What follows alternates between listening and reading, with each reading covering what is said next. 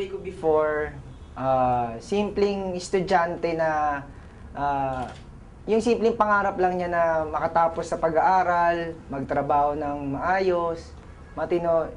Yun yung buhay ko na before, na sabi ko nga simple lang. Actually, nagko-commute lang ako from Menjola to Galleria, from my house to school. Nasakyan ko LRT, bus, tricycle, jeep. So yun, simpleng buhay dati. Nung nagsimula ako kay V-Mobile,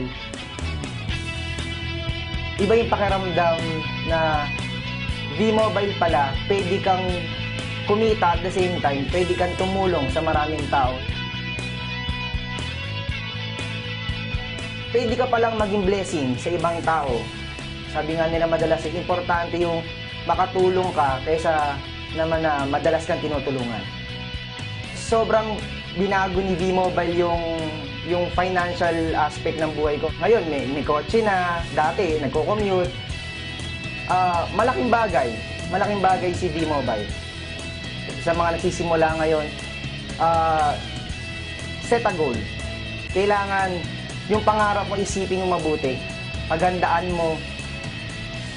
Huwag mo kakalimutan, syempre, Panginoon Diyos.